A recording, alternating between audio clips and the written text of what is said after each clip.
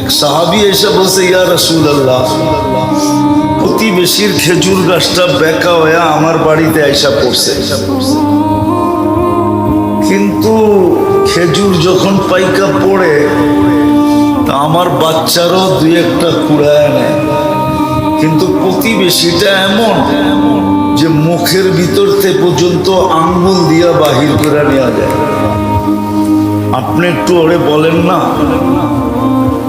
হয়তো আমার কাছে বেচা ফেলো, আর নইলে খেজুর গাছটা একটু নিয়ে দেন আমাকে। আল্লাহ রসুল ডাইকা জিজ্ঞাসা করছে, কিন্তু ওটা প্রতিবেশী হলে কি হবে?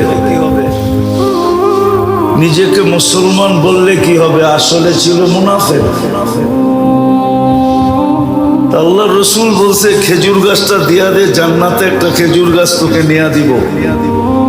তো বলছে, ইয়া রাসূলুল্লাহ, এটা ছাড়া যদি আরেকটা বলতেন তো দিয়া দিতাম। এটার খেজুরগুলো আমার বাচ্চার খুব পছন্দ। তো পাশেই দাঁড়ানো ছিল আবু দাহদা রাদিয়াল্লাহু তাআলা আনহু। নাম ছিল কি? আবু দাহদা, দারদানা দাহদা। উনি দাঁড়ানো ছিল। তো উনি আল্লাহ রসুলকে জিজ্ঞাসা করছে, ইয়া রাসূলুল্লাহ, আমি যদি নিয়া দেই আমার জন্য? বলছে, অবশ্যই। তো উনি মুনাফিকের রব জানতেন। জয়া বলছে, শুন, খেজুর গাছ বেচা ফেলা। আল্লাহ রসুলকেই দিলাম না, তোকে দিমু কোত্থেকা? ওই সময় খেজুরের পাকা মৌসুম।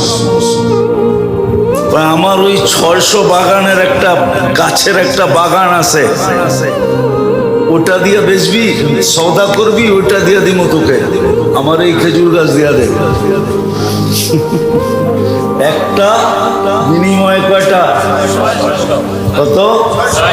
তাও পাকা ফল গাছে, পাকা ফল। আরবদের নিয়ম ছিল, যখন খেজুর পাকতে থাকতো, তো এখনো মদিনায় গেলে দেখবেন আপনি খেজুরের বাগানের ভিতরে ছোট একটা ঘর পাবেন, ছোট একটা ঘর পাবেন। কেননা খেজুর যখন পাকতে শুরু করে, তোরা এন্টার ফ্যামিলি সহ এখানে চলে যায়,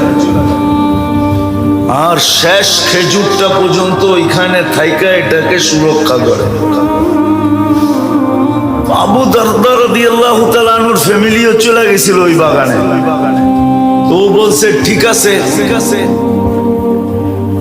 ঠিক আছে, ঠিক আছে। ওই 600 খেজুর গাছওয়ালা বাগান যদি দাও, তাহলে এটা দিতে রাজি। তো বলছে, ডান, নিয়ে নিলাম। দেখেন বেচা কিনি শেষ।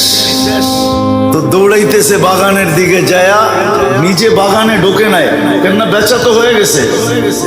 বাইরের থেকে আওয়াজ দিতেছে, উম্মাদ দাহদা।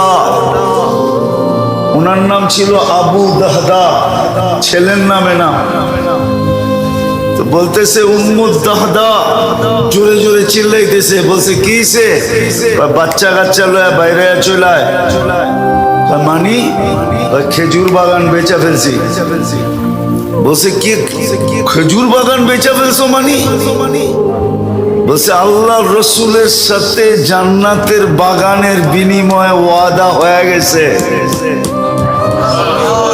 দেখেন মহিলা কেমন বাহির হইতেছে, চিৎকার দিতে দিতে, রবিহাল বাইয়া বা দাহদা, রবিহাল বাইয়া বা দাহদা, রবিহাল বাইয়া বা দাহদা। মার চিৎকারের লগে বাচ্চারও চিৎকার দিতেছে, রবিহাল বাইয়া বা দাহদা। বড় দামি ব্যবসা করে আসছো তুমি। জান্নাতের বাগান, দুনিয়ার বাগানের বিনিময়ে বড় লাভজনক ব্যবসা। বাইরে চলে আসছে, বাগান ওকে বুঝিয়ে দিয়া বলছে, ইয়া রাসূলুল্লাহ, খেজুর গাছ কিনা ফেলছি।